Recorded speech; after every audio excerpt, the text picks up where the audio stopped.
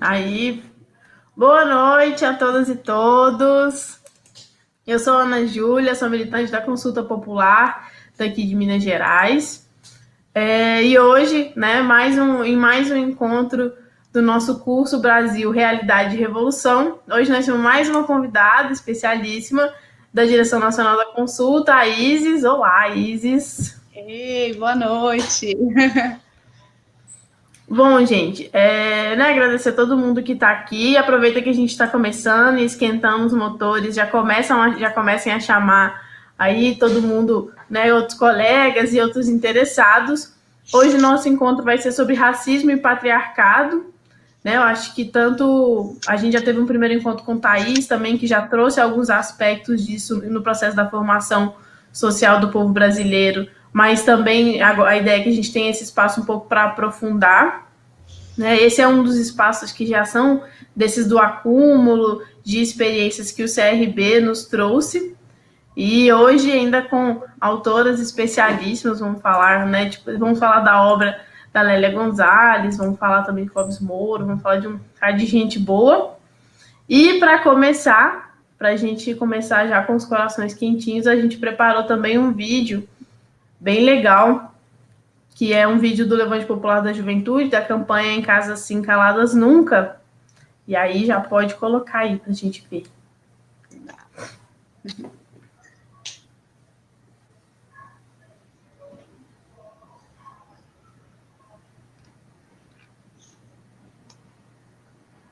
Mil nações moldaram minha cara, minha voz uso para dizer o que se cala. O meu país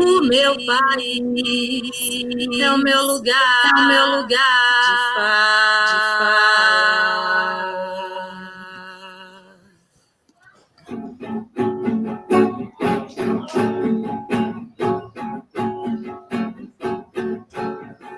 Mil nações moldaram minha cara, minha voz uso para dizer o que se cala. Ser feliz no pão é força que me embala. O meu país é o meu lugar de fala. Pra que explorar? Pra que destruir? Por que obrigar? Por que coagir? Pra que abusar? Pra que iludir e violentar? Pra nos oprimir? Por que sujar o chão da própria sala? Nosso país, nosso lugar de fala. O meu país é o meu lugar de fala. Nosso país, nosso lugar de fala.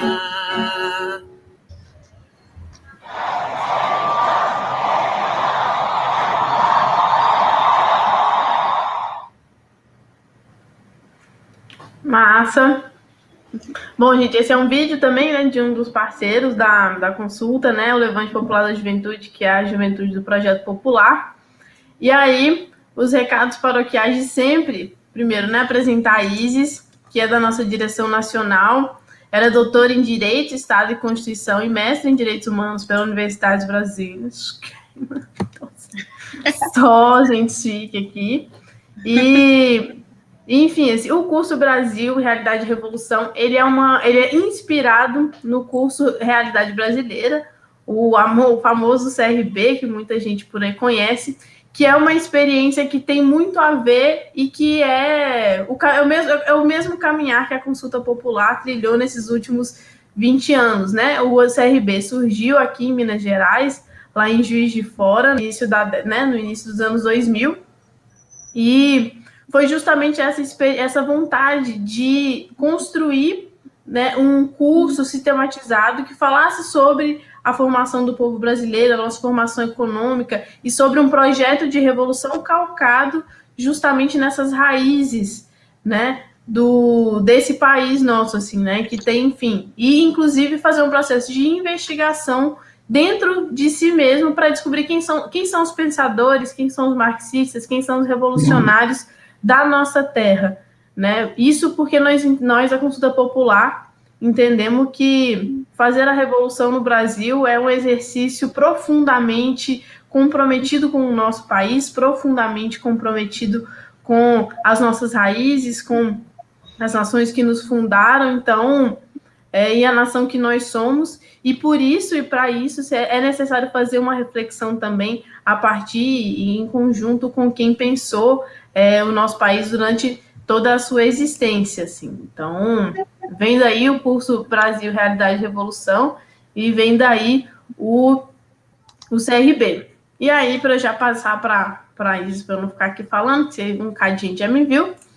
Se você está vendo, se esse já é o terceiro vídeo que você vê do curso Brasil, Realidade e Revolução, e ainda não curtiu, ainda não se inscreveu aqui no canal da Consulta, você está perdendo tempo, porque você quer, claramente você está afim de estar inscrito, então se inscreve, curte, aciona as notificações e essas coisas. Enfim, é um exercício besta, mas que a gente sabe, né, que a internet é um latifúndio, e algumas das nossas práticas nos ajudam a ganhar um pouco de espaço. Então, curtam, compartilhem com todo mundo que vocês conhecem. Aqui na descrição também está o endereço do nosso portal que a gente criou para colocar todos os materiais, né? Então, tem leituras prévias, tem leituras pós, tem outras, né, leituras complementares, vídeos, documentários, filmes, poemas. Isso tudo a gente coloca lá no portal, é bastante interessante que vocês entrem e vai ficar registrado. Lá também está registrado os links das últimas aulas, dos vídeos das últimas aulas. Então, para quem não conseguiu ver hoje o tempo todo, para quem não conseguiu ver os anteriores, pode entrar lá. As dúvidas, a gente prefere que mandem por e-mail, que é o formaçãoprojetopopular@gmail.com, porque, enfim, aí nos ajuda também a ter uma noção. Não tem lista de presença, gente, não precisa entrar em pânico. Para vocês ficarem informados, inclusive, sobre certificados, sobre as aulas, alguma mudança, etc., materiais. Entrem nos nossos grupos do WhatsApp. A gente promete não encher a sua caixa de mensagens com mais mensagens repetidas. São mensagens altamente informativas e interessantes. Certamente vai ser muito legal para você durante a sua semana, recebendo várias notícias terríveis do Brasil, receber também um link do livro da Lélia Gonzalez, assim, ou de uma promoção da expressão popular, assim, eu particularmente acho terapêutico, sabe? Então, por favor. E, sem mais delongas, passar para a Isis, que está com esse desafio, a gente desafiou essas pessoas todas, né, com os temas. Hoje, racismo e patriarcado, Brasil, realidade e revolução. Agora é com você, Isis. Obrigada. Estou aí com o senhor desafio, né? Bom, primeiro, deixa eu dizer que é uma alegria estar aqui com vocês nessa terça-feira, pós-feriado, pós-7 de setembro, né? Pós-grito dos excluídos, que eu sei que foram organizados em muitos estados desse Brasilzão. Eu me sinto realmente honrada, né, em ter a oportunidade de facilitar esse espaço nacional, né, de debate, de construção, de reflexão sobre grandes pensadoras e grandes pensadores da nossa realidade brasileira. Eu assisti os módulos anteriores sobre formação cultural e étnica do povo brasileiro e formação econômica com as nossas companheiras, né, nossas referências, com a Thaís e com a Juliane. As duas foram incríveis e me colocam aí um desafio enorme, que é esse desafio de dar continuidade ao curso de maneira minimamente satisfatória, né? Porque depois das duas, eu estou em maus lençóis. E ainda sabendo que o próximo módulo vai ser facilitado pelo João Pedro Stede, ele vai tratar da questão agrária, da luta pela terra. Então, fazendo um pouco essa fala para contextualizar, né? Esse módulo, essa aula de hoje, faz parte de um curso, de um todo, que a gente vai pensar a realidade brasileira. E eu fico muito contente, me sinto desafiada por ter essa tarefa e muito animada com o meu desafio, que é apresentar algumas reflexões, as reflexões centrais sobre o racismo e o patriarcado na formação social brasileira. Esse é um tema muito denso, muito complexo, que tem uma série de autoras e de autores que possuem diferentes correntes teóricas, diferentes formas de pensar esse sistema. Aqui a gente escolheu alguns que dialogam com o nosso projeto político, com o projeto político popular. A gente selecionou 2 autoras e um autor, e uma obra de cada um deles. A gente selecionou Clóvis Moura e o livro, a obra Dialética Radical do Brasil Negro. Escolhemos Eliette Safiotti, A Mulher na Sociedade de Classes, é o livro dela, que foi a tese de livre-docência dela também, e Racismo e Sexismo na Cultura Brasileira, da Lélia Gonzalez. Então, esses foram os três pensadores e pensadoras brasileiras que a gente selecionou para estudar o racismo e o patriarcado na formação social brasileira. Bom, esse tema, quando a gente trabalha no curso Realidade Brasileira, né, no CRB, que é a inspiração desse curso Brasil, Realidade e Revolução, a gente usa de 2 a 3 dias. Então, essa é uma novidade pandêmica, fazê-lo virtualmente e em tão pouco tempo. A gente tem aí 1 hora e pouco para ter uma visão panorâmica desse tema, né?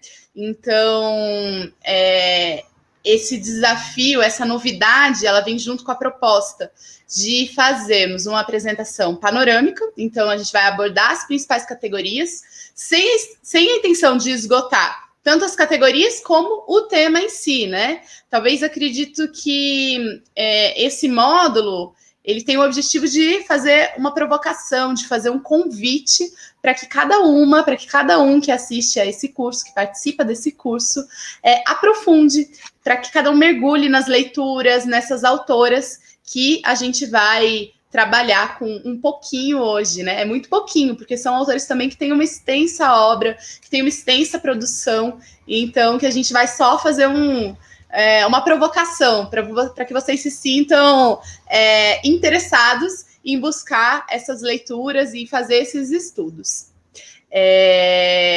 Por quê? Porque realmente esses autores contribuem, ajudam a gente a pensar, a fazer as nossas análises sobre a realidade e sobre as nossas lutas, né, para a construção desse projeto popular de país que é pautado na igualdade, na luta antirracista, antipatriarcal.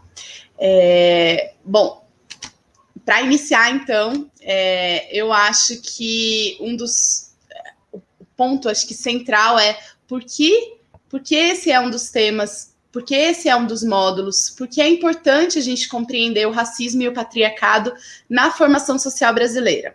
Então, para pensar e para transformar radicalmente, no sentido de raiz, né, para modificarmos estruturalmente a nossa sociedade, a gente precisa entendê-la. É indiscutível que a gente vive numa sociedade capitalista, numa sociedade de classes sociais, e para entender esse nosso capitalismo, a gente precisa entender que ele está umbilicalmente vinculado à estrutura patriarcal e racista. Então, o nosso patriarcado, o nosso capitalismo, ele é um sistema imbricado, vinculado umbilicalmente com o patriarcado e o racismo. Então, a gente diz que a gente vive, a gente nomeia assim, né, um sistema patriarcal, racista e capitalista. E aí eu poderia exemplificar isso com muitos dados, com muitos...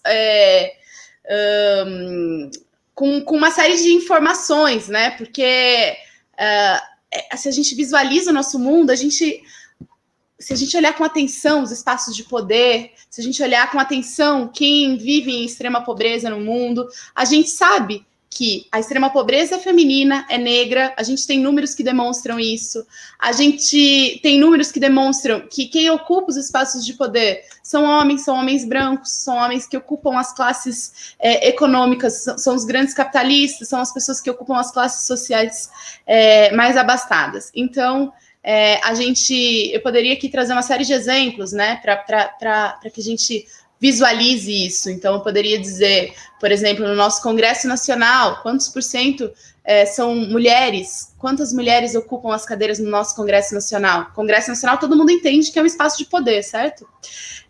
Apesar das mulheres já serem a maioria das pessoas que têm o direito e que votam hoje no Brasil, a gente não ocupa nem 15% das cadeiras eletivas do Congresso Nacional. Isso é só um exemplo, né? Se a gente pensa nas prefeituras, se a gente pensa nas governadoras e governadores, se a gente pensa em quantos presidentas tivemos, e isso a gente pode também fazer essa avaliação pensando no povo preto.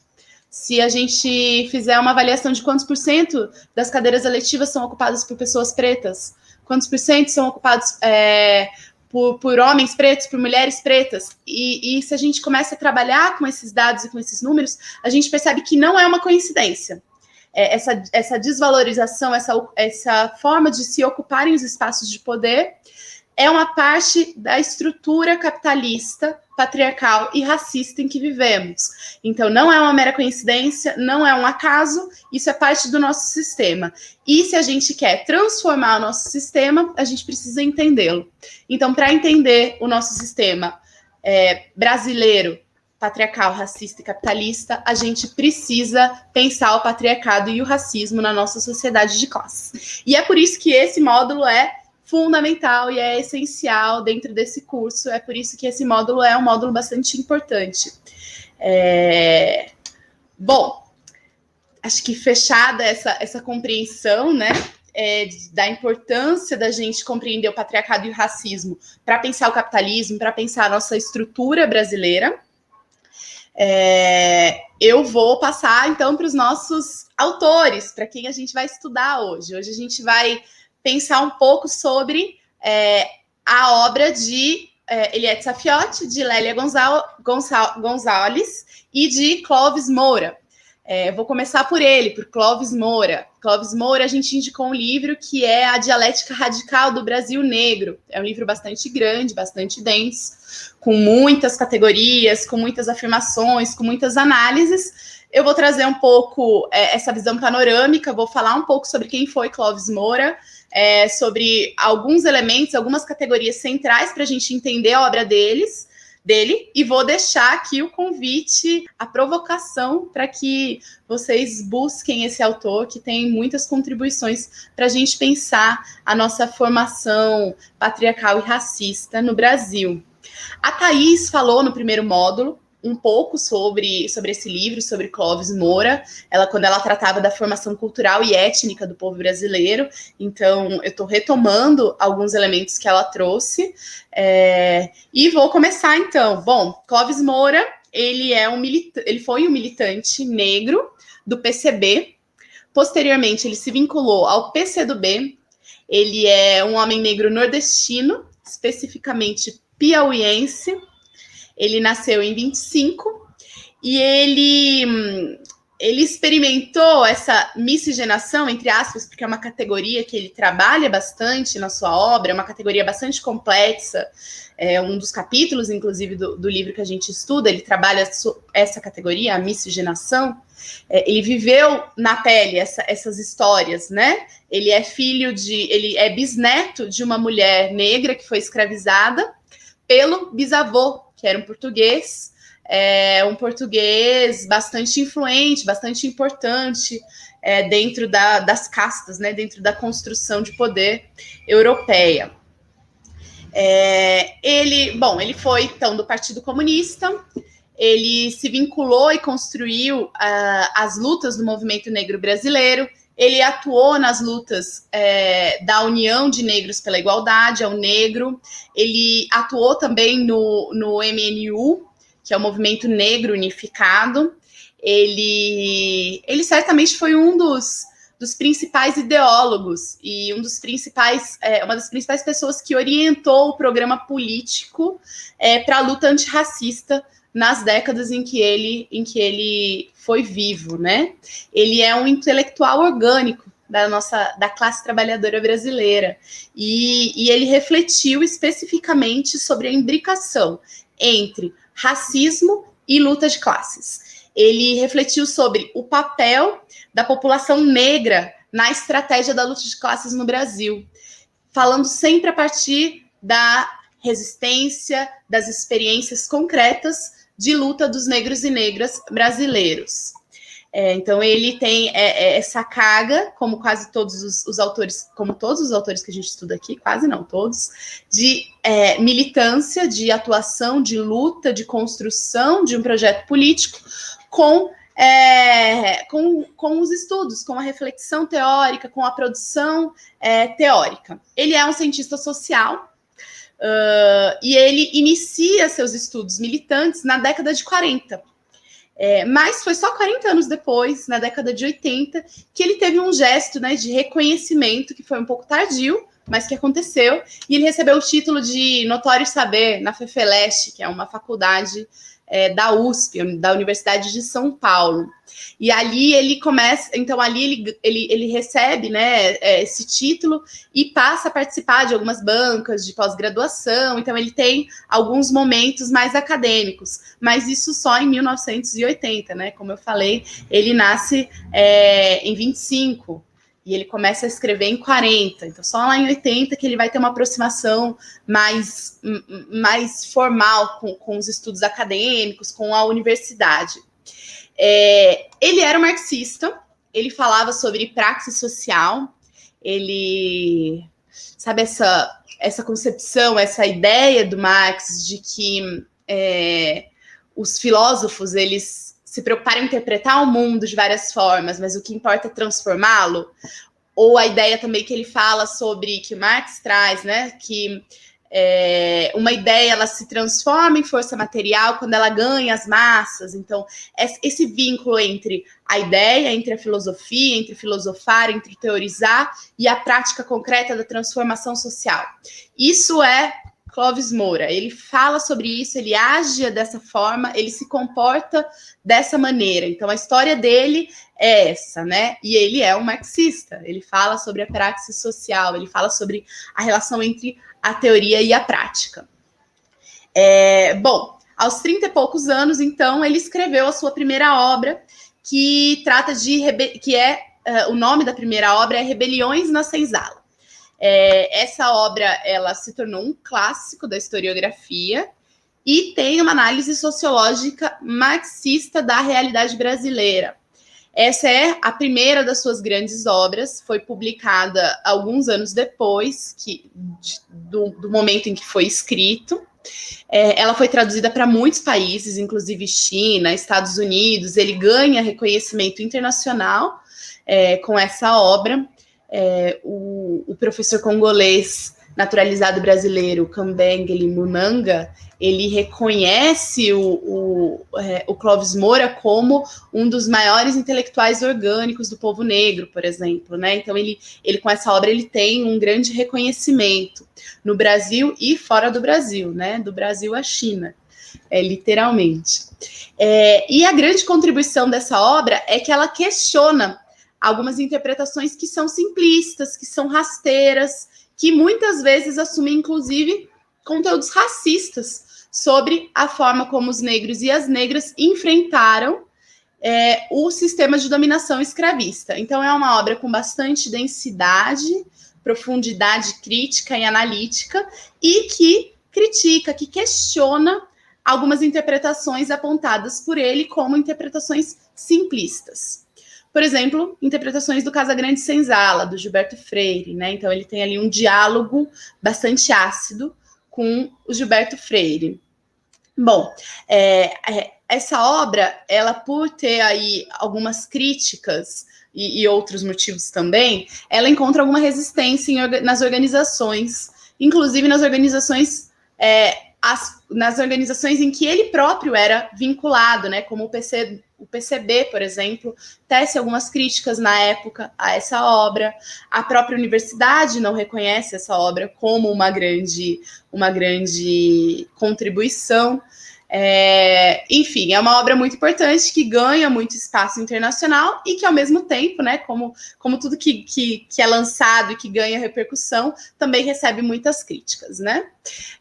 Então, essa é uma primeira obra dele e é bastante importante. Bom, acho que alguns pontos que são importantes, que eu levantei aqui para trazer sobre a obra dele, vou trazer aqui, são 3 em específico. O primeiro ponto é que o Moura ele resgata 3 momentos da nossa história que simbolizam movimentos que buscaram uma ruptura radical com o sistema de dominação. E esses 3 momentos, segundo Moura, conseguiram abalar, conseguiram chacoalhar as estruturas sociais. São 3. Quem leu já sabe, pode botar no chat. Brincadeira, porque eu não estou vendo o chat, então não adianta. Palmares, no Brasil Colônia. Cabanagem, no Brasil Império. E Canudos, na República. Então, esses 3 momentos são trazidos por Moura como momentos em que buscamos, em que caminhamos rumo a uma ruptura radical com o sistema de dominação. E aí, com radical, já disse lá no começo e trago de volta aqui, quero dizer raízes, né? São momentos nos quais a rebeldia do povo, das pessoas escravizadas, conseguiu se organizar e se canalizar para uma rearticulação dos polos de poder, né? Buscando a rearticulação dos polos de poder, buscando articular politicamente um novo ordenamento social. Então, ele aponta esses 3 momentos como momentos em que os movimentos tiveram capacidade de se organizar e de avançar no sentido de ruptura radical com o sistema de dominação. Então, ali conseguimos chacoalhar as estruturas sociais, conseguimos repensar os polos de poder. Depois, bom, a gente sabe o destino de cada um, né, desses movimentos, não vou retomar cada um deles aqui, mas fica aí esses 3 momentos como, inclusive, indicação para quem quiser estudar um pouco mais sobre esses sistemas de dominação. E, bom, para ele entender a conjuntura de classes dominadas no Brasil, é necessário analisar, então, essas 2 estruturas, essas 2 dimensões da dominação, que é a dominação classista e a dominação racial. E para alterar esse sistema de dominação, a gente precisa entender o papel das pessoas negras na construção da sociedade capitalista brasileira. A gente precisa pensar o escravismo, a gente precisa pensar a luta e a organização do povo preto. Então, esse é um primeiro ponto que ele traz no livro dele, que a gente indicou aqui como leitura, e que acho que é um dos pontos centrais, que é isso, essa compreensão do sistema de dominação e de como foram construídas lutas com o objetivo de romper radicalmente com esse sistema e de como essas lutas articulam centralmente dimensões classistas e raciais. Esse é o primeiro ponto que eu queria trazer para vocês sobre a obra do Clóvis Moura. O segundo ponto é que ele afirma que no Brasil foi estabelecido um modo de produção escravista. E esse modo de produção escravista, ele é um modo particular dentro de um processo geral. Então, é um modo particular que está subordinado estruturalmente a um modo de produção hegemônico global. Essa é uma das teses mais fortes do Clóvis Moura e se aproxima bastante de uma formulação do Gorender, que é um autor que vai ser trabalhado no próximo módulo, que está como indicação do próximo módulo. Então, eu não vou entrar nesse debate, mas só para deixar aqui indicado, né, que essa tese, que é uma das teses centrais do autor que a gente está estudando agora, do Clóvis Moura, ela dialoga bastante com o Gorender, que é um autor que a gente vai ver no próximo módulo, tá bom? Bom, e aí dentro dessa... Então, voltando, né? Então, uma das teses centrais é que no Brasil foi estabelecido um modo de produção escravista que está subordinado estruturalmente ao modo de produção hegemônico global. E que dentro dessa concepção, ele analisa 2 momentos da escravidão. Um momento é a fase de consolidação e o outro é o processo de decadência. Então, ele trabalha com 2 momentos. Um momento que é o escravismo pleno, que é de 1550 a 1850, e um segundo momento que é o escravismo tardio, que vai de 1851 a 1888. E a análise que o Clóvis Moura faz da transição do escravismo tardio para o capitalismo é muito central para a compreensão da obra que a gente está estudando, que é a Dialética Radical do Brasil Negro. E aí, por 2 razões, essa transição do escravismo tardio para o capitalismo é central. Primeiro, porque explicita a visão materialista histórica dialética de Moura ao analisar as relações raciais. E segundo, porque aponta que no Brasil foram criadas condições objetivas para uma modernização conservadora. Ou seja, no Brasil, a partir dessa transição entre o escravismo tardio e o capitalismo, foi pensado e foram desenvolvidas relações capitalistas que mantiveram estruturas arcaicas do escravismo. Então, hoje no Brasil, a gente consegue observar na nossa realidade concreta, e isso a gente pode trazer muitos exemplos também, de como o Brasil ainda traz essas estruturas arcaicas de identificação da população negra com um modo de produção anterior, que é o modo escravista, né? Então, a gente consegue aí, quando a gente fala da violência policial, do encarceramento em massa, quando a gente fala dos salários, quando a gente faz análise, por exemplo, de quem são as trabalhadoras domésticas no Brasil, de quais as funções que elas exercem, de qual é o valor do trabalho dessas mulheres, quanto se paga, na verdade, qual é o salário que essas mulheres recebem, porque elas tardaram em ter garantidos direitos trabalhistas como qualquer outra categoria, por que as trabalhadoras domésticas foi a última categoria a receber, a garantir, a ter garantido, a conquistar os direitos trabalhistas que as outras categorias todas já tinham. Então, a gente começa a entender um pouco como essa transição manteve estruturas arcaicas. Então, como a nossa transição para o capitalismo foi uma transição, uma modernização conservadora. E aí ele traz exemplos, né? Então ele traz a Lei Eusébio de Queiroz, de 1850, como um exemplo dessa transição, de uma das transições, né?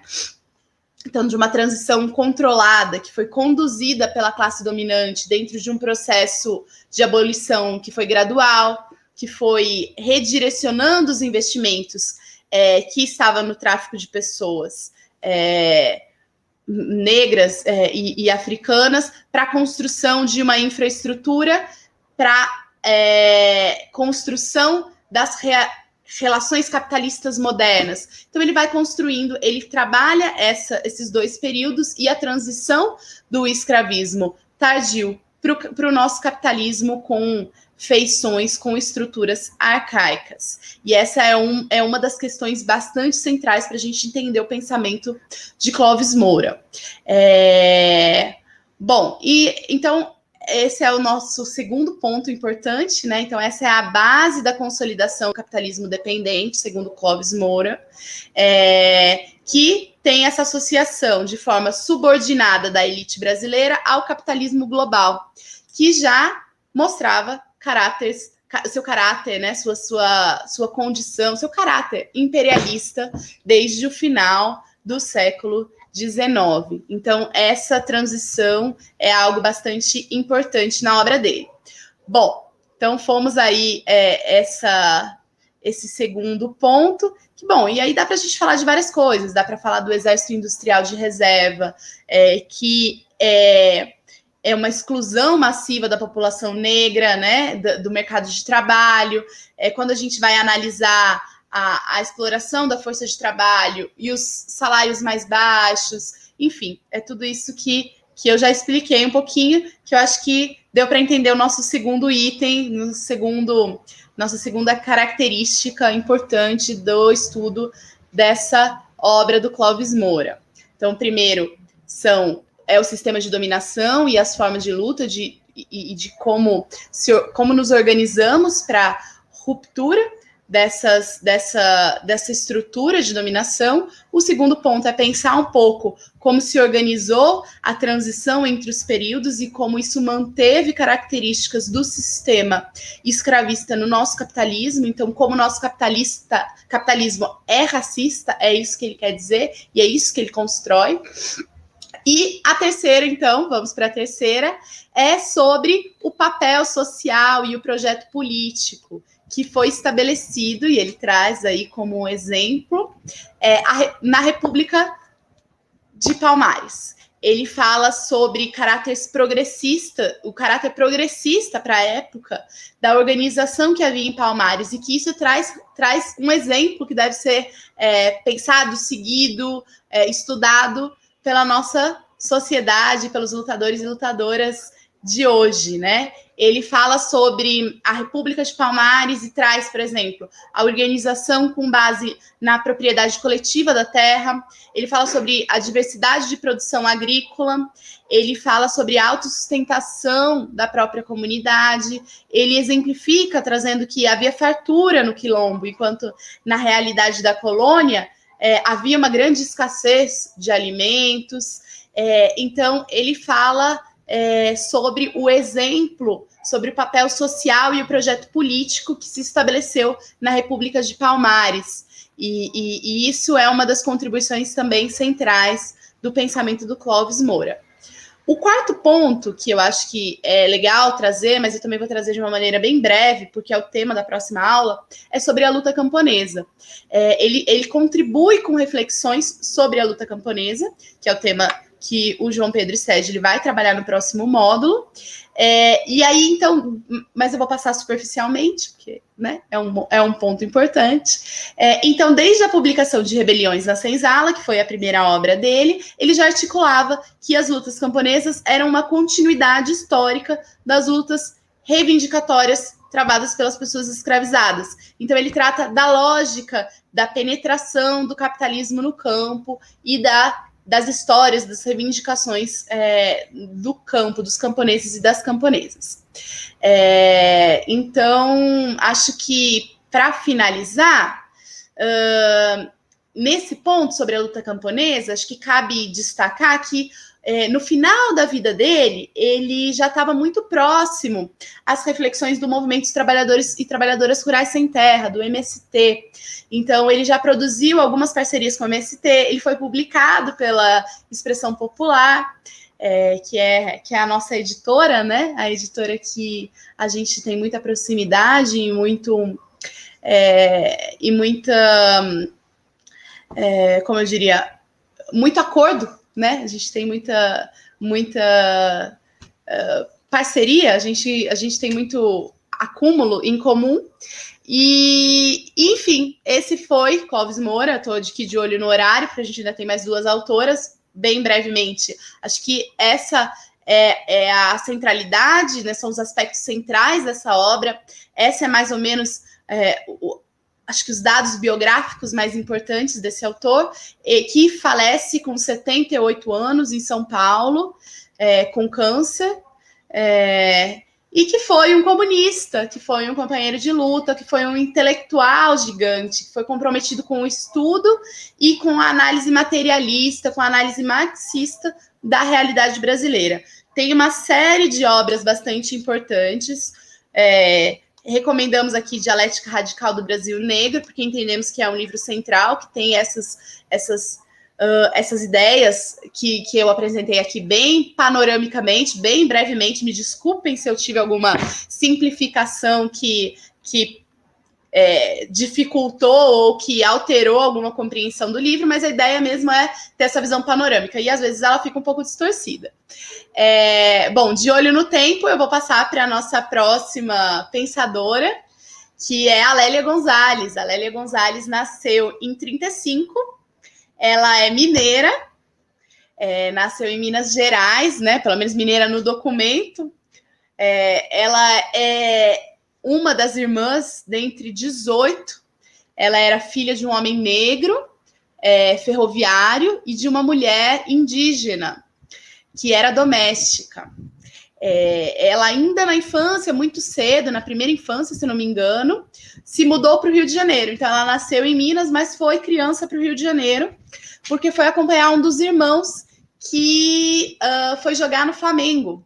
Então, ela é reconhecidamente uma flamenguista, porque ela fala muito disso, ela escreve muito disso, como ela escreve muito do cotidiano, né? A gente sabe. Ela é flamenguista, ela se identifica como carioca, apesar de ter nascido em Minas, e é muito apaixonada pelo Rio de Janeiro. O seu primeiro emprego foi como babá. Logo em seguida, ela busca graduar-se, né? Então, ela faz graduação em História e Filosofia. Ela vira professora da rede pública. Em seguida, ela faz mestrado em Comunicação Social.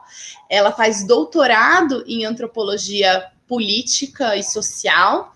Então, ela tem uma formação aí bastante multidisciplinar, né? Que vai da história, filosofia, comunicação social, antropologia. E isso faz com que as suas análises transcendam determinados padrões tradicionais da universidade, da academia, né? Que são muito disciplinares, que são muito vinculados às caixinhas acadêmicas. Ela já tem uma formação que foge um pouco a essa lógica. Bom, ela tem uma vida acadêmica muito ativa, mas, para além da vida acadêmica, assim como todas as outras pensadoras e os outros pensadores que estudamos nesse curso, ela tem uma trajetória bastante marcada por sua militância, então, por sua luta por uma sociedade antirracista, antipatriarcal, não capitalista. A Lélia é uma das fundadoras do MNU, que é o Movimento Negro Unificado. Ela defende que o MNU foi uma das principais organizações, foi um importante salto qualitativo nas lutas da comunidade negra brasileira na década de 70. Mais do que negra, ela diz que foi um dos maiores movimentos da década de 70.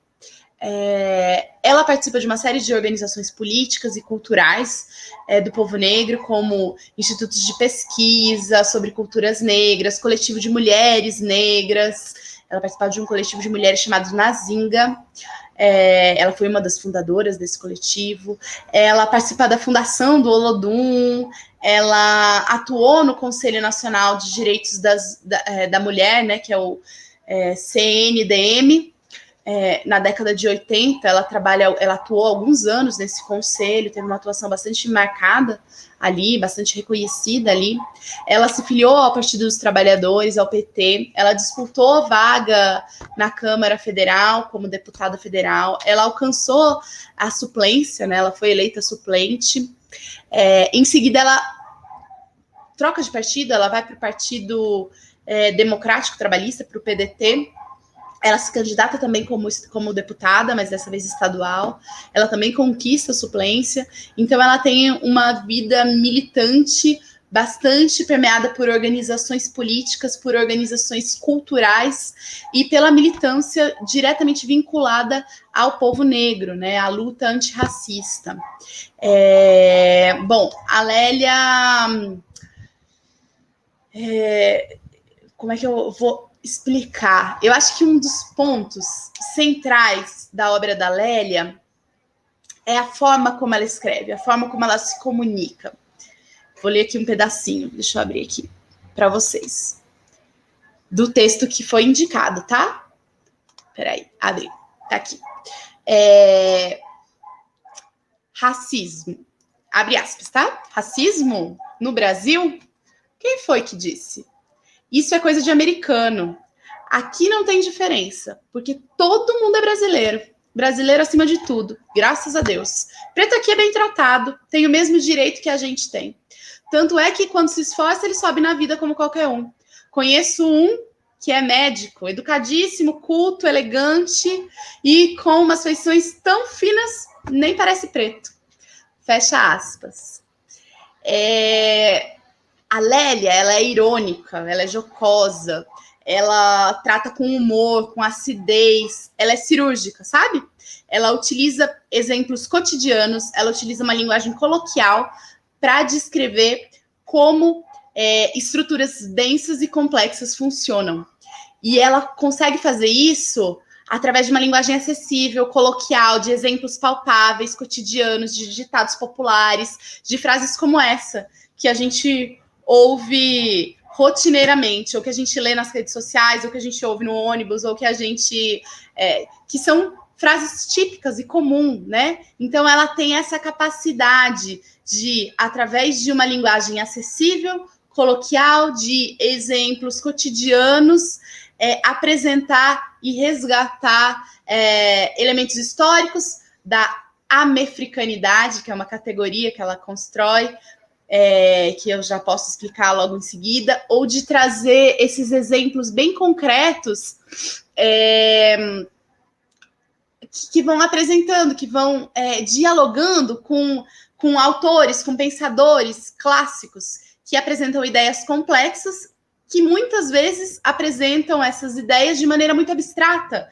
Então, autores que estão na estrutura de muitas das nossas compreensões científicas e acadêmicas, mas que muitas vezes a gente não consegue compreender com tanta facilidade como a Lélia é capaz de fazer. Ela traz essa linguagem fácil, de fácil acesso, essa linguagem cotidiana, e consegue explicar, a partir de exemplos concretos da nossa realidade, questões bastante complexas. E ela consegue dialogar com autores que não são tão acessíveis ao povo assim. Então, ela consegue trazer ideias abstratas, reflexões teóricas, filosóficas, estruturais, para compreensão e para situações concretas do dia a dia.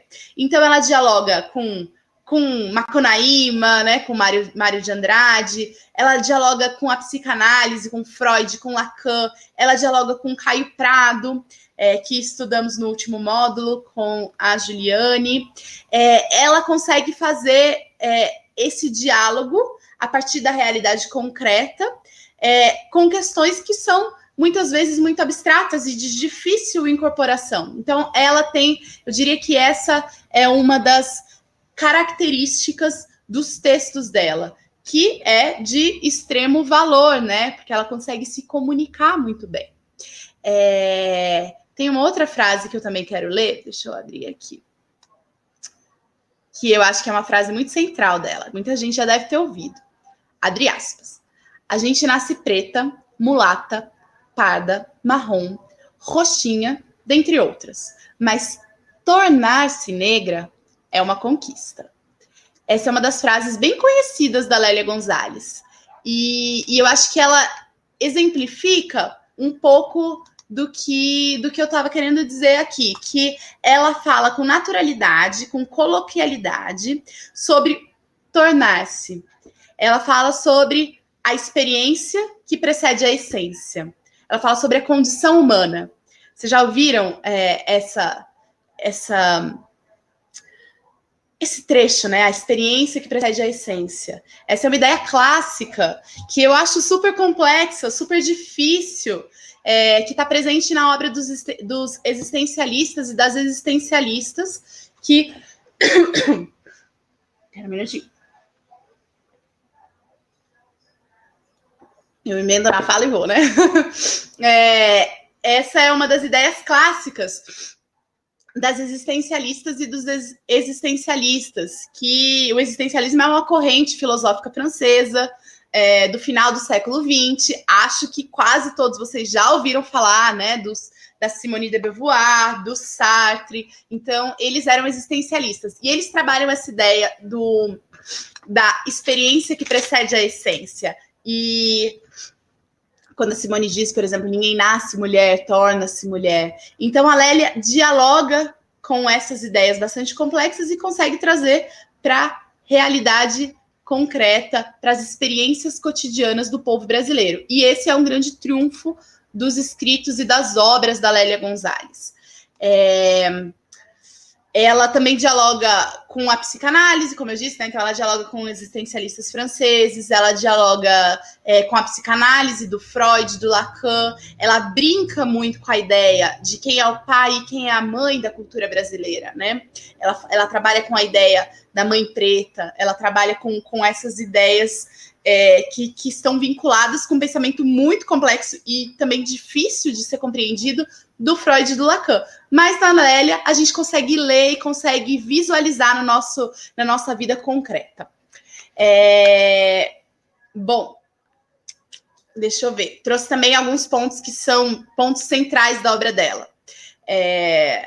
E do texto que também foi indicado para a gente como leitura para esse módulo, né?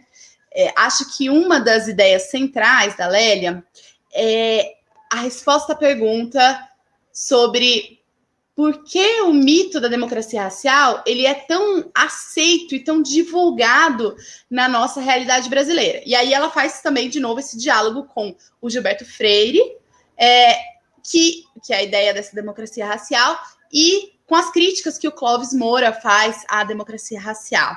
E ela vai trabalhar essa ideia da identificação do dominado com o dominador.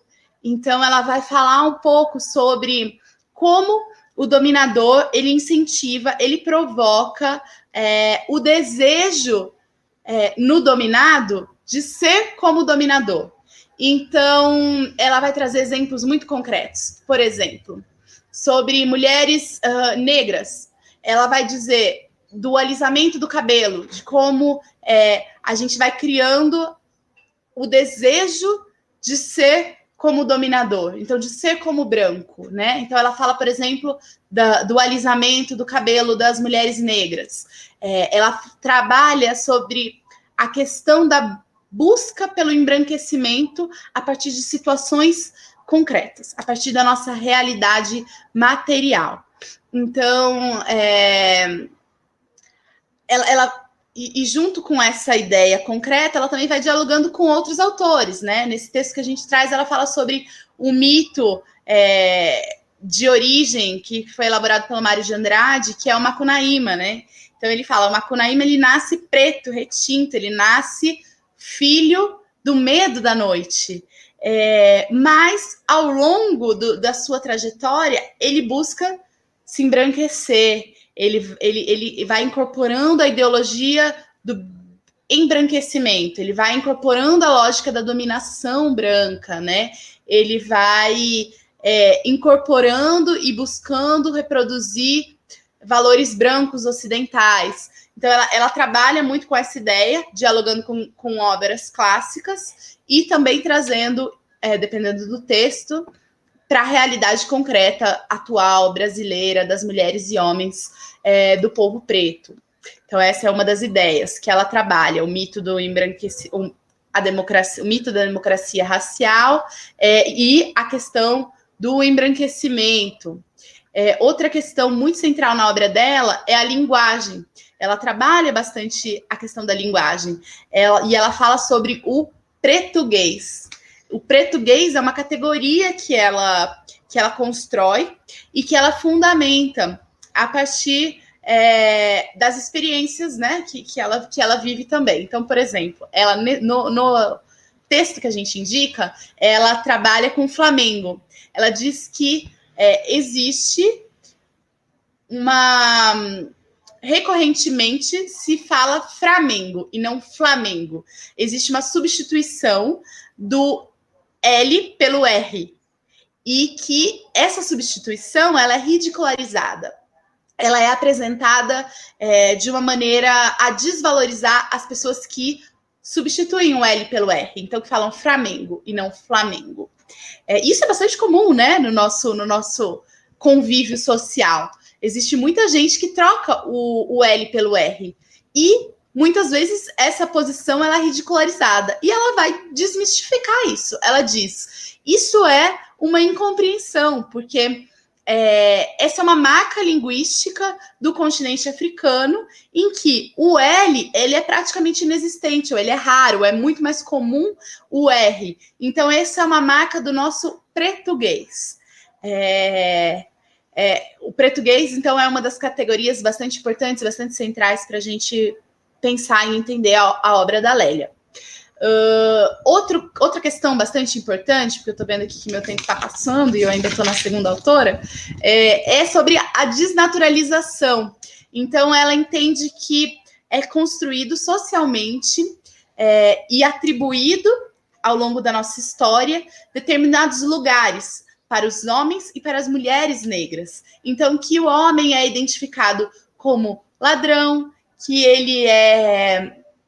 a ele é destinado a cadeia, então que existe esse encarceramento em massa da população negra, que existe essa violência policial, porque existe uma naturalização do lugar atribuído ao homem. E o mesmo acontece com a naturalização do lugar atribuído à mulher, ao homem negro e à mulher negra. Então, a mulher negra é atribuído os serviços de faxina, de doméstica, e também características vinculadas à prostituição ou aos serviços sexuais, né? Serviços sexuais entre muitas aspas. Então, ela vai trabalhando um pouco a necessidade da gente desnaturalizar os lugares que são atribuídos socialmente aos negros e às negras. E para isso, ela trabalha, em especial, um duplo fenômeno, que é o fenômeno do racismo e do sexismo. Então, ela trabalha com alguns arquétipos, com alguns estereótipos para as mulheres negras. E ela trabalha especialmente com 3. Ela trabalha com a mulata, com a doméstica e com a mulher preta. Então, ela trabalha com esses 3 arquétipos, tá? Poderia colocar entre aspas também, porque são 3 categorias que ela desenvolve, que ela trabalha toda a densidade dessas categorias. Bom, sobre a mulata, ela trabalha a ideia da hipersexualização das mulheres negras. Então, ela fala sobre o carnaval, sobre o endeusamento que está fora do ordinário, né, que é extraordinário. Ela trabalha essa ideia da hipersexualização, certo? A doméstica, ela vai trabalhar essa questão da servente, da faxineira, do lugar da limpeza, né? Do estar dentro de casa e à disposição para servir o outro, a família do outro e da outra. E ela trabalha também com a categoria da mãe preta. E essa é uma das categorias que eu acho bastante interessantes e que fundam bastante a cultura brasileira. Que ela vai falar sobre Vou guardar essa categoria da mãe preta para descrever um pouquinho daqui a pouco. Vou só terminar essa perspectiva da desnaturalização antes. Daí depois eu volto na categoria da mãe preta. Mas são essas 3 categorias que ela trabalha. Esses 3 arquétipos, né? A mulata, a doméstica e a mãe preta. E como isso é construído e reforçado na nossa sociedade. E ela vai fazer críticas a essas categorias, tá, gente?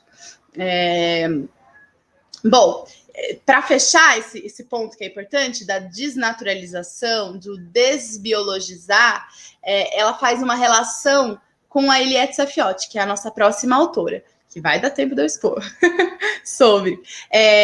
Então, a Eliette Saffioti, ela trabalha nos livros, nas obras dela, sobre... ela constrói a função da escrava no sistema produtivo, né? na sociedade escravocrata.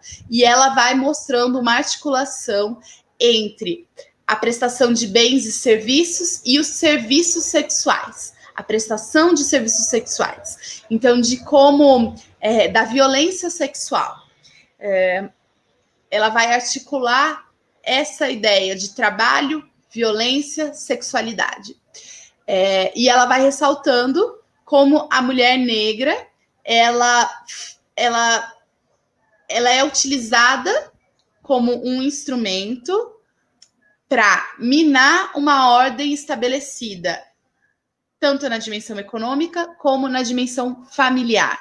A partir dessa ideia dos serviços, da mucama, da mulata. Então, ela trabalha com dimensão econômica, dimensão familiar, com a mulher escravizada negra que ficava dentro da casa das famílias brancas e que era rotineiramente violentada pelos homens brancos sexualmente e pelas mulheres brancas explorada, tendo seu trabalho explorado e também sofrendo uma série de outras violências. E aí ela vai dizendo como, a partir dessas relações que são complexas, que são mais do que apenas uma dimensão econômica, que tem essa dimensão pessoal, familiar, envolvida, e de como isso muitas vezes era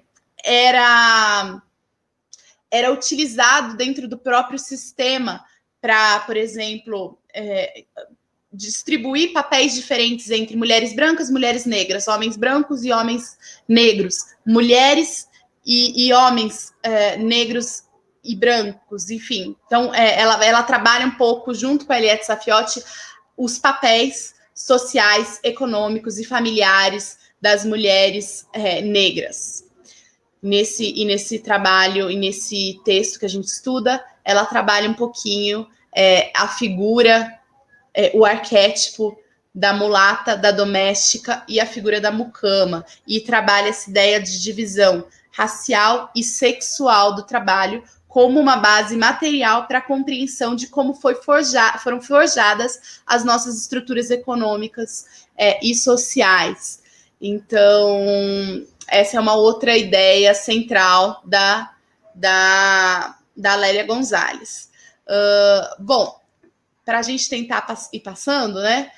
A Lélia Gonzalez, ela escreve um número imenso de artigos, de ensaios. Ela publicou alguns livros, ela publicou O Lugar de Negro, ela publicou Festas Populares, ela tem uma série de textos mais curtos, textos mais longos, livros, esses dois que eu citei, com reflexões que são bastante centrais para a gente estudar e compreender o feminismo negro no Brasil.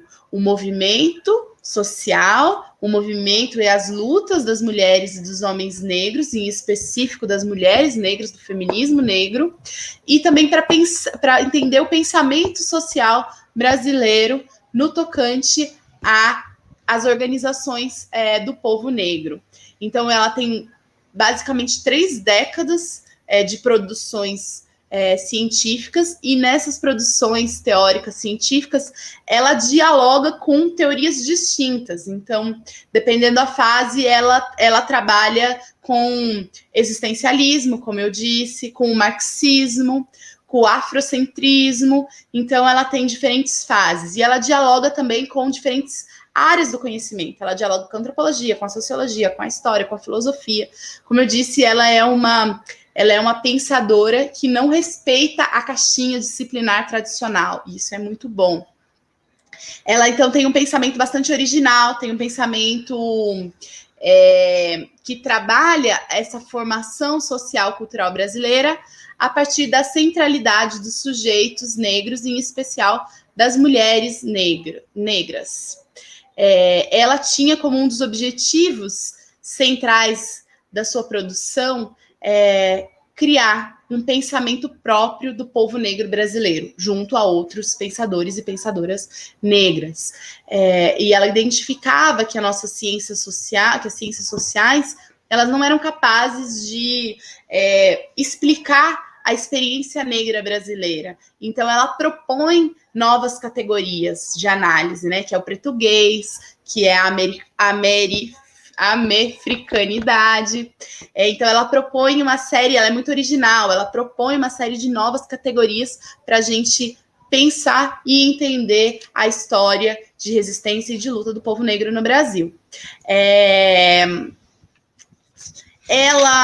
Um dos elementos bastante importantes da obra dela também é que ela identifica uma importância no pensamento africano, no pensamento negro norte-americano, mas ela reafirma a necessidade da gente construir a partir da própria realidade brasileira e não exportar simplesmente determinados modelos e determinados pensamentos. Então, ela diz que o nosso modelo de pensamento negro brasileiro não está nem na África, nem nos Estados Unidos, que a gente tem a nossa própria experiência histórica, experiência de resistências políticas, culturais, e ela traz como exemplo a nossa história do Quilombo dos Palmares também, assim como Clóvis Moura. Então, a autora, apesar de não negar a importância da África, ela traz essa compreensão da importância da gente pensar a partir da nossa própria realidade. E aí que eu queria voltar, ela fala sobre a mãe preta, né? Então, ela fala que uma daquelas 3 categorias, daqueles 3 arquétipos que eu falei, lembra que eu falei, depois eu volto, que é sobre a mãe preta. Então, ela confere a mãe preta, que é uma ideia folclorizada, a função materna da cultura brasileira. Então, ela fala que é a mãe preta que vai transmitir os valores africanos para os brasileiros. É a mulher negra que é responsável pela formação de um inconsciente cultural negro brasileiro. E é ela que passa os valores culturais negros. E a cultura brasileira, portanto, é eminentemente negra. E esse, eu acho que é uma das contribuições centrais dela. Quando ela vai trabalhar o arquétipo da mãe negra, ela reafirma a necessidade da gente pensar o movimento negro, pensar... desenvolver o pensamento negro no Brasil a partir da nossa própria realidade. E lembrando e reafirmando que os valores culturais negros estão presentes na cultura brasileira. A cultura brasileira é eminentemente negra, ainda que em muitos momentos a gente não reconheça e não nos ensinem e a gente não desenvolva essa consciência, mas que a figura da mãe negra garante que os valores culturais negros estejam presentes eminentemente na cultura brasileira. Bom, Lélia Gonzalez tem uma vastíssima produção, é uma produção acessível e ao mesmo tempo densa, porque isso parece um paradoxo, mas não é para Lélia Gonzalez. Ela consegue criar densidade, consegue observar as estruturas e analisar as estruturas a partir de uma coloquialidade e a partir de exemplos e experiências concretas cotidianas. E é uma das autoras, uma das pensadoras, uma das lutadoras brasileiras muito importantes para a gente entender o racismo no Brasil e entender a articulação do racismo, do patriarcado e do capitalismo. Bom, Lélia Gonzalez faleceu vítima de problemas cardíacos e na década de 90, no Rio de Janeiro, que era a cidade e o local em que ela se identificava e que ela se colocava como carioca, né, como flamenguista e carioca, mas ela deixou aí essa vasta produção bastante acessível e bastante densa. Vamos para a nossa última pensadora de hoje, senão eu vou ultrapassar muito tempo. A nossa última pensadora é a Eliette Saffioti. A Eliette Saffioti também nasceu em 1934. Ela faleceu com 70 e poucos anos de hipertensão, então ela também já é falecida. Sobreviveu até 2010. Ela foi uma socióloga, marxista, ela foi professora, foi estudiosa da violência de gênero e foi uma referência, uma grande militante feminista brasileira, com reconhecimento em todos os cantos do Brasil, tanto por sua obra como por sua luta contra a violência de gênero, por sua luta feminista e marxista. Ela era filha da classe trabalhadora, ela é filha de uma costureira e de um pedreiro. Ela nasceu no interior de São Paulo, assim como eu. Devia ter esse sotaque também, de caipira, né? Ela foi graduada em Ciências Sociais, na FEFELESH, na USP, na década de 60, e ela teve, assim, uma trajetória super rápida, porque ela se graduou no início da década de 60, e no meio da década, mas no final da década de 60, ela já defendeu a sua tese de livre docência, que é a Mulher na Sociedade de Classes, na Universidade Estadual Paulista, na Unesp, que também é a minha universidade. Por isso, a Eliette Saffioti está bastante presente ali no interior de São Paulo.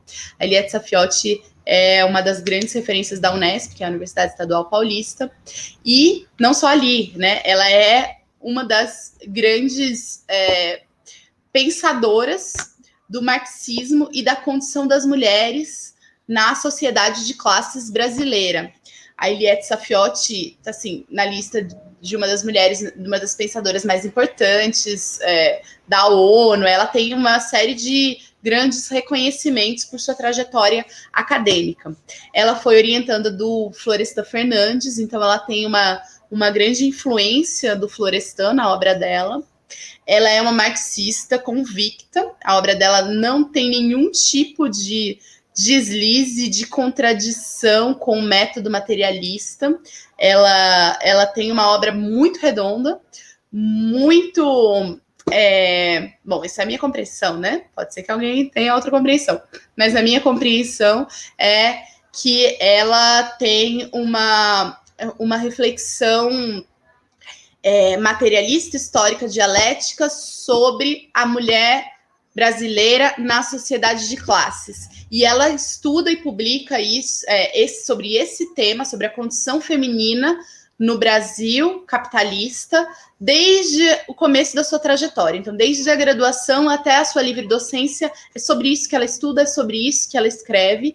E esse livro, A Mulher na Sociedade de Classes, foi um best-seller, foi um dos livros mais vendidos, é um dos livros mais importantes sobre a condição da mulher, sobre o feminismo na sociedade capitalista, e é um livro marxista, é um livro materialista, né? É um livro que trabalha essa articulação entre o capitalismo, o patriarcado e o racismo. Esse livro foi também publicado em outras línguas, foi publicado em inglês, ela foi indicada para Nobel da Paz por esse livro, então ela é uma autora que teve reconhecimento por sua trajetória acadêmica ainda em vida. Bom, a Eliette, já vi que meu tempo está apertado, vou falar rapidinho sobre algumas categorias que são bastante importantes para a compreensão da obra da Eliette Saffioti, que, como eu disse, ela é bastante longa, bastante densa. Esse livro é um livro bastante grande, né? São mais de 500 páginas. Ela trabalha ali com psicanálise, com antropologia, ela dialoga com uma série de grandes pensadores também, assim como a Lélia Gonzalez. Mas eu vou destacar alguns pontos que são, acredito que, centrais para a gente entender o pensamento e a grandeza da Eliette Saffioti. Eliette Saffioti, ela trabalha o patriarcado, mas ela trabalha o patriarcado a partir de um pressuposto. Ela diz que a gente só pode pensar o patriarcado isoladamente para fins didáticos, porque o patriarcado, ele está intrinsecamente, umbilicalmente vinculado ao racismo e ao capitalismo. Para estudar o capitalismo sem pensar o racismo e o patriarcado, também, só para fins didáticos, para a gente explicar. O capitalismo tem esses pressupostos, essas estruturas. Porque, para fins de análise real da nossa sociedade, a gente não pode separar. Eles são um sistema único. Para a gente pensar o Brasil, a gente precisa entender que nós vivemos num sistema patriarcal, racista e capitalista.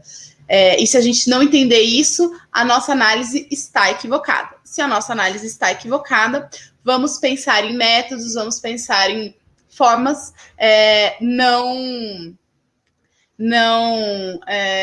satisfatórias de transformação da realidade, porque é isso que queremos, né? Transformar a realidade.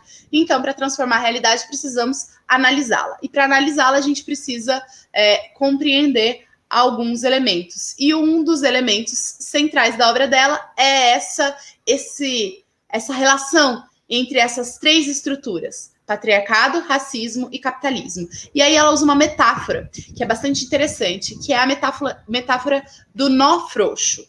Então, a Eliette Saffioti diz que existe um nó frouxo que vincula essas três estruturas e que, a depender da conjuntura, ele puxa mais para um lado, aperta mais para um lado ou aperta mais para o outro. Então, patriarcado, racismo e capitalismo, no Brasil, são parte de um mesmo sistema, parte de uma mesma estrutura. Mas, para fins didáticos, a gente pode separá-los, só para a gente conseguir compreendê-los. E ela estuda o patriarcado, ela fala sobre o patriarcado. E uma das questões centrais é ela trabalhar o patriarcado a partir da concepção de que o patriarcado é um sistema de dominação e exploração. E essas são duas faces de uma mesma moeda. A exploração no âmbito econômico e a dominação no âmbito social. E isso é um dos elementos que eu trouxe lá quando eu falei do diálogo que ela e a Lélia Gonzalez tiveram. Na verdade, a Lélia Gonzalez esteve com ela no texto, que é essa explicação de que os aspectos econômicos e sociais, eles estão muito vinculados, que o patriarcado, ele não é só uma questão econômica e nem só uma questão social, mas ele é os dois ao mesmo tempo, concomitantemente, em faces da mesma moeda, vinculados. Então, a dimensão desse sistema patriarcal é uma dimensão de dominação e exploração, e isso está colado. Outro ponto muito importante da obra da Eliette Saffioti é a compreensão de que o trabalho é a categoria fundante das relações sociais e que as relações sociais estruturantes da nossa sociedade, do ser social, é gênero, raça e classe. Então, para a gente entender a nossa sociedade, a gente precisa compreender a categoria que funda as nossas relações sociais, e essa categoria é o trabalho. E as nossas relações sociais são pautadas por gênero, raça e classe. Ou seja, ela está dizendo que a base material das nossas análises é a divisão sexual e racial do trabalho. E isso é algo central para a compreensão do pensamento da Eliette Saffioti, para a compreensão das nossas análises sobre a nossa sociedade. Então, a gente precisa entender como base material das nossas análises a divisão sexual e racial do trabalho. E aí a gente também poderia trazer uma série de dados aqui para exemplificar como o trabalho é dividido a partir dessa lógica de classe, de raça e de sexo ou de gênero na nossa sociedade. Outro elemento bastante central na obra da Eliette é a violência. Ela fala que a violência é o pilar de sustentação desse sistema. Então, que existe uma violência patriarcal direcionada às mulheres e à população LGBT, que não respeita essa divisão sexual da sociedade, do trabalho. Então, ela explica a violência como algo estrutural, como parte da nossa estrutura. Isso nos ajuda muito a entender por que e como se dá a violência contra mulheres ou a violência de gênero na nossa sociedade, né? Que essa violência é uma violência não necessariamente produzida e identificada por indivíduos, né? Ela é uma violência estrutural, ela é praticada por indivíduos, claro, e temos que responsabilizar indivíduos, mas ela é uma violência estrutural e estruturante, ela serve ao nosso sistema. Eu acho que eu estou com o meu tempo esgotado. Então, eu vou devolver a bola aqui para a Ana Júlia, mas ressaltando que é isso, a Eliette Saffioti, sou até suspeita, não estou querendo entrar muito, porque é uma das autoras que esteve muito presente na minha formação, porque ela era professora da minha universidade, apesar de nunca ter tido aula com ela, infelizmente. E ela também é uma das pensadoras que conseguiu esse reconhecimento e que conseguiu estar presente nos espaços acadêmicos, né? Conseguiu esse reconhecimento. Então, ela é uma das autoras centrais para a gente pensar a luta das mulheres no Brasil, para a gente pensar a condição feminina na sociedade de classes e pensar também a condição do povo negro, porque ela fala da mulher na sociedade de classes, mas ela parte desse princípio da totalidade, dessa categoria da totalidade, e ela entende que, para observarmos a totalidade, a gente precisa pensar nas relações sociais estruturantes, que são as relações de gênero, de raça e de classe. Então, ela deixa isso muito claro. O nosso sistema, muito claro é péssimo, né? Ela deixa isso bastante nítido. O nosso sistema é um sistema patriarcal, racista e capitalista. E a gente só conseguirá transformá-lo quando a gente conseguir entender a relação umbilical dessas três estruturas e como um alimenta o outro. E quando a gente precisa puxar esse nozinho frouxo para um lado, alivia no outro, a partir das próprias necessidades. Então, essa é uma das contribuições centrais dessa pensadora, da Eliette Saffioti. E eu acho que eu finalizo com essa visão panorâmica, então, desses três autores, dessas duas autoras e desse autor, sobre racismo e patriarcado na formação social brasileira. E devolvo para a Ana Júlia. Ai, obrigada, Isis. Assim, né, aqui pelos comentários já ficou assim, eu acho que todo mundo consegue perceber a densidade desse assunto, assim, né? Não é pouca coisa, assim, não é à toa que todos esses autores escreveram muito e escreveram livros enormes e trataram exaustivamente de sistematizar o seu pensamento, porque, enfim, eles dão essa explicação tão profunda e tão imbricada da formação do povo brasileiro e a formação do próprio Brasil, assim, né? E aí a gente recebeu várias perguntas de diversos tipos, assim, e aí a gente tentou dar uma juntada, tanto no sentido de, assim, né, de algumas temáticas, algumas que se repetiram, mas também sabendo que, assim, né, quais links, assim, você vai conseguir fazer, que eu acho que é um dos elementos mais interessantes, assim, né?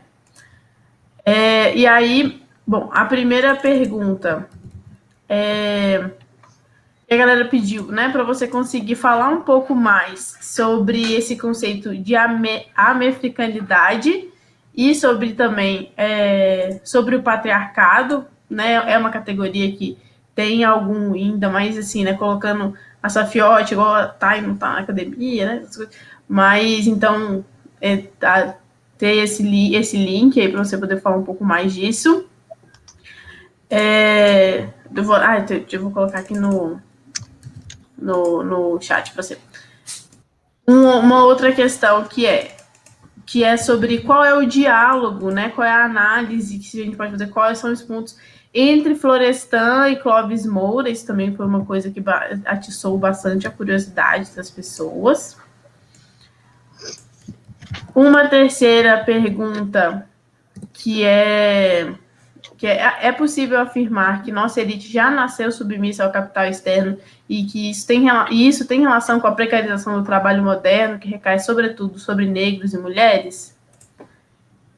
E aí uma última pergunta que ela é mais assim, ela é para botar fogo, que é: por que em nossa história há muitas transições e nunca um rompimento do sistema? Aí, assim, enquanto você consegue... Eu coloquei aqui no chat também, tá? Para você não precisar... Enquanto você dá uma matuta aí na cabeça um pouquinho. Alguns recadinhos de sempre. Gente, primeiro, assim, né? Agradecer a todo mundo que está aqui. A Consulta Popular é uma organização política né, brasileira e internacionalista dedicada a construir o processo revolucionário no Brasil, né, que perpassa pelo projeto popular, que perpassa, então, pelo acúmulo de força em torno de reformas estruturais, né, igual a gente aprendeu na Osmão, né, não há dicotomia de reforma e revolução, mas nós entendemos que a nossa formação social coloca uma missão de construir uma revolução no Brasil que tenha a cara e que tenha lastro, né, na própria história do Brasil. Então, nós agradecemos. Para quem tem mais dúvidas sobre também a própria consulta, a gente, né, do último curso para cá, a gente aprendeu coisas, e aí um deles quem tem mais dúvidas, né, busque tem no nosso portal vários dos nossos materiais, várias inscrições, mas a gente também tem o e-mail da Secretaria Nacional da Consulta, que é o secretariacpnacional@gmail.com, que, enfim, é uma organização política que tem, né, que conta com gente de sindicato, de estudante, gente das periferias, né, atingidos por margens, atingidos pelo latifúndio. Então, estamos por aí. Eu acho que, né, quando a gente fala que o curso é um convite ao estudo, esse estudo que o CRB ele inaugura, ele é o mais incendiário possível, porque é uma loucura aprender tanta coisa sobre a nossa formação e não ter essa necessidade pulsante de transformar a nossa realidade. Então, né, é um convite. Lembrem-se de que pelos nossos grupos de WhatsApp a gente consegue, né, as informações circulam e a gente consegue, né, passar para mais pessoas, que é importante, né, criar essa comunicação em cadeia. Repetir que não há lista de presença, que sobre os certificados entrem no nosso portal. Todos os vídeos, né, todas as aulas são gravadas, todos os vídeos ficam linkados lá no nosso portal, junto com a bibliografia indicada para cada um desses encontros. Porque, como vocês viram, assim, né, falar... A gente fez um curso no Esse da América para falar das revoluções, que tinham 13 encontros, agora a gente fez um só para falar do Brasil e não dá tempo. Então, assim, é um convite ao estudo, é uma instigação, é uma vontade de colocar, né, todo o nosso fogo de mudar a realidade para todo mundo, espraiar aí pelas nossas mentes e corações. E aí, já passar para a Isis, assim, foi esse desafio muito simples de responder essas perguntinhas básicas.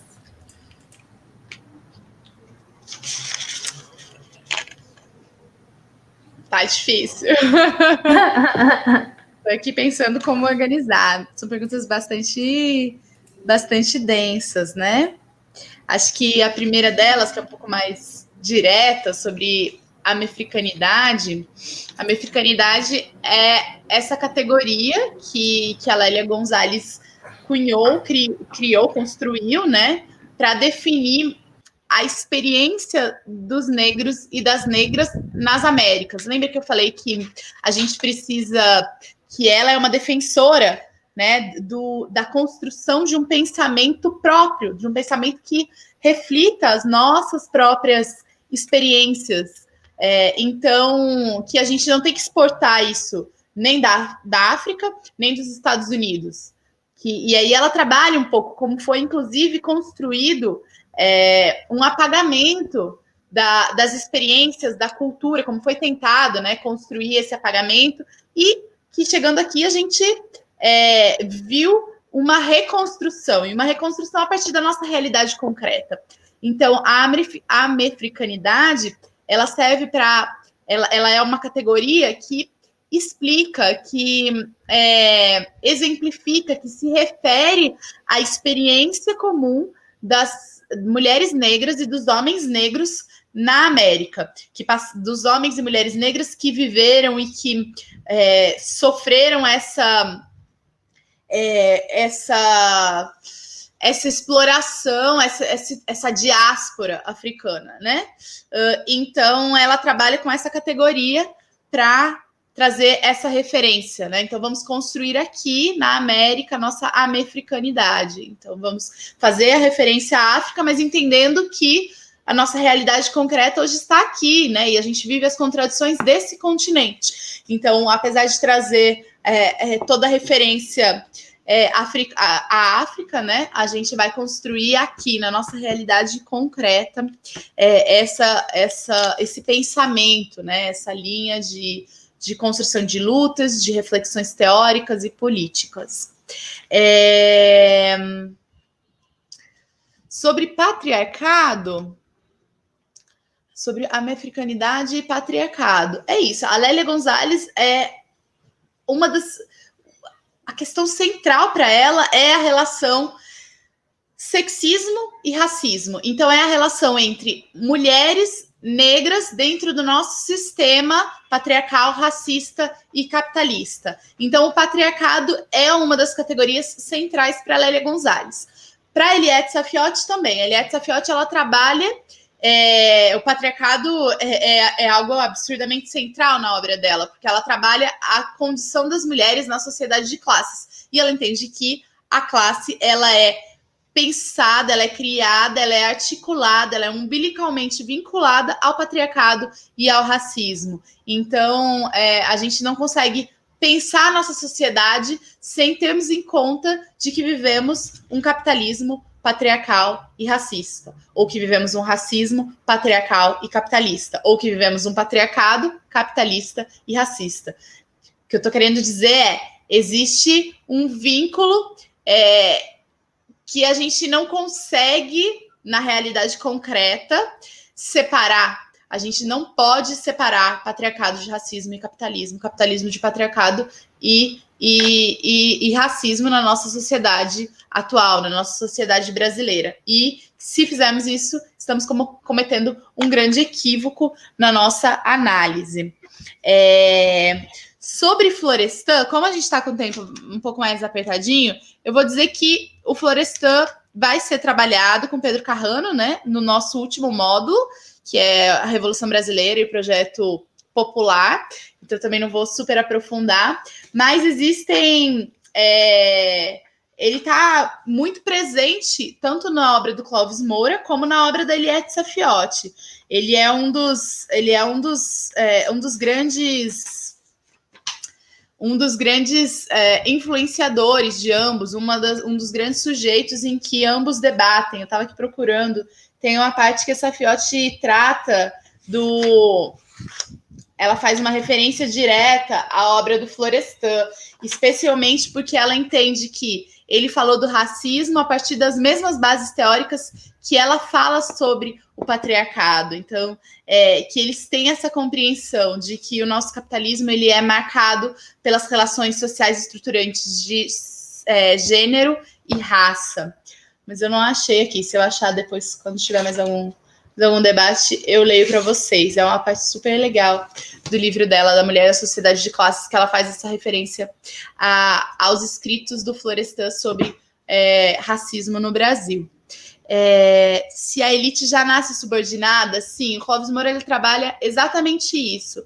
Trabalha sobre como essa transição foi uma transição negociada, foi uma transição que fez com que a elite brasileira se subjugasse ao imperialismo desde o começo e fez com que essa transição fosse uma transição conservadora, fosse uma transição que reafirmasse o racismo no Brasil. Então, a nossa elite,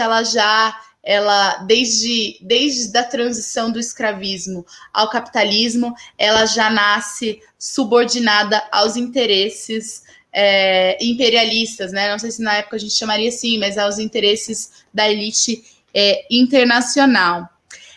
Sobre termos muitas transições, fica nessa história de transição e nunca um rompimento. Então, por que em nossa história há muitas transições e nunca um rompimento do sistema? Estamos aqui se organizando para isso, estamos aqui construindo a consulta popular e os movimentos populares para provocar essa ruptura de sistema, para pensarmos, construirmos e lutarmos por uma outra sociedade que não seja essa sociedade capitalista, patriarcal e racista.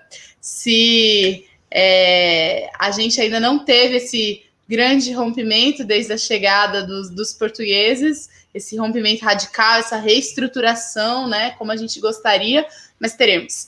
E ela vai vir a partir da nossa organização, né, porque a nossa luta, ela é uma luta invencível, porque ela é uma luta justa, né? Porque ela é uma luta por justiça, por igualdade, e ainda que não sejamos nós, virão outros e outras sempre com essa mesma ideia, com essa mesma luta, com essa mesma vontade. Então, mais cedo ou mais tarde, a gente vai alcançar sim, e esse alcance vai vir através da nossa organização, através da canalização da nossa energia, do estudo, da preparação, e da nossa luta, né, por construir esse projeto político que destrua essas estruturas de desigualdade de poder. Então, a gente precisa repensar e reestruturar os polos de poder, né, e o poder é uma categoria central para a gente pensar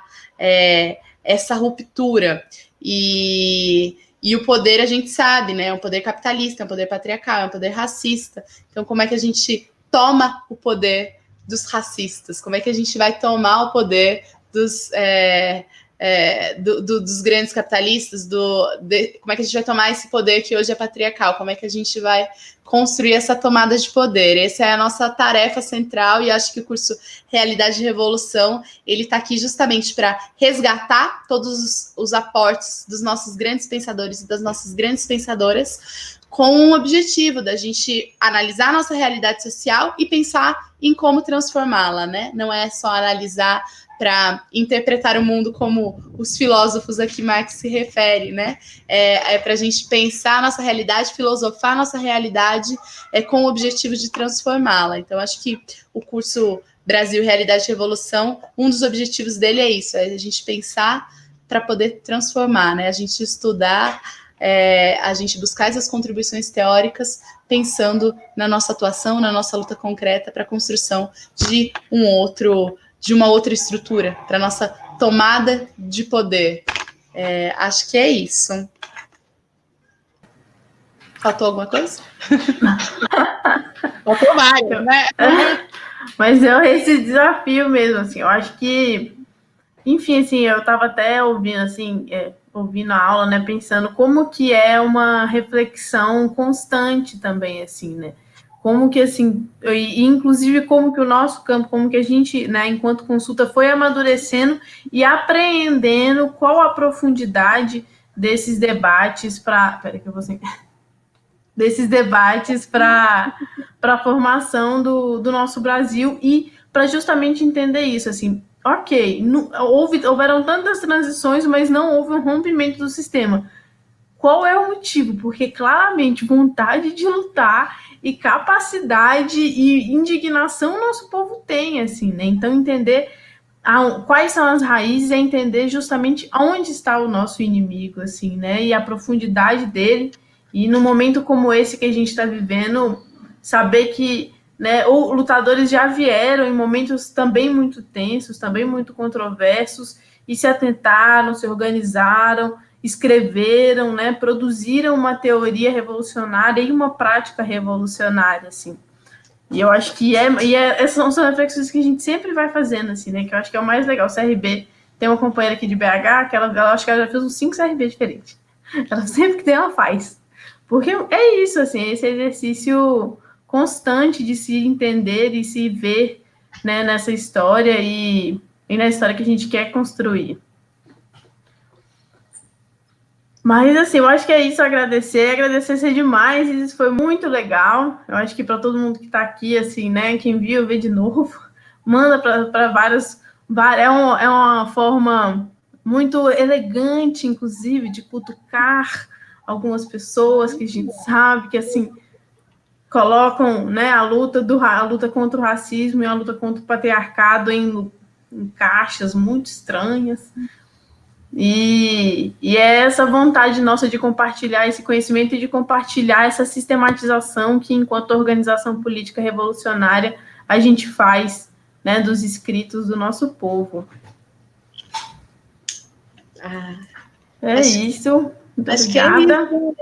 Obrigada demais, Ana Júlia. Obrigada a todo mundo que está aí, que participou, que mandou as perguntas. Fiquei muito feliz em estar aqui contribuir um pouquinho com algumas reflexões, sabendo que é isso, né? É uma sistematização panorâmica, né? A gente tem muita coisa para estudar, muita coisa para ler sobre isso.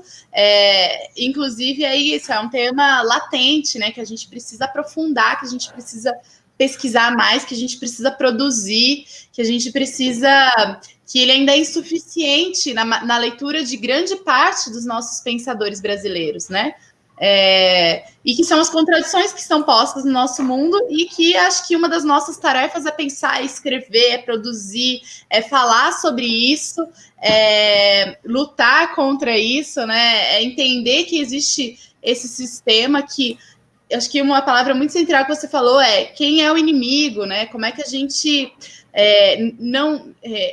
como é que a gente não individualiza uma questão que é estrutural? Então, como é que a gente não culpa apenas indivíduos sem entender que está dentro de um sistema? E aí, de novo, não estou dizendo de não responsabilizar indivíduos por suas atitudes racistas e patriarcais. Não estou dizendo isso. Estou dizendo que apenas responsabilizar um indivíduo não vai resolver a nossa questão, porque a nossa questão é uma questão de relações de poder, né? Então, como é que a gente repensa, como é que a gente reestrutura essas relações de poder, não só nas nossas esferas individuais, né? Que eu acho que isso é uma das questões muito centrais quando a gente discute feminismo, em diferentes espaços, né? A questão do poder é algo que não é uma tarefa individual. Então, não adianta eu dizer, ai, se empodera, amiga, e pronto, você resolveu o problema do patriarcado. Não é isso. Você pode ser uma mulher empoderada e ainda assim você vai sofrer as consequências do sistema patriarcal, porque as relações de poder, elas são mais do que indivíduos, elas estão na estrutura. Então, eu sinceramente espero que nas suas relações interpessoais você não viva relações de violência, espero que você esteja pronta para lutar e construir relações de igualdade nas suas relações íntimas de afeto, mas isso não vai te isentar de viver no mundo patriarcal. Então, não basta a sua construção familiar, você vai ter que entrar na luta feminista e construir esse projeto de alteração das estruturas com a gente, não só na sua relação pessoal também, mas para mudar as estruturas, para construir um mundo feminista, a gente vai precisar trabalhar juntas, né? E assim também contra a luta contra o racismo, e assim também na luta contra essa sociedade de classe, da sociedade capitalista que vivemos hoje. Então, acho que é isso. Que bom, boa noite, gente, e até segunda que vem, como a Isis disse, semana que vem temos um convidado que já tá em casa com os nossos cursos, que é o João Pedro, que vai falar sobre a questão agrária no Brasil, né, a questão do latifúndio e a luta pela terra. É isso, boa noite, tchau, tchau. Beijo, valeu.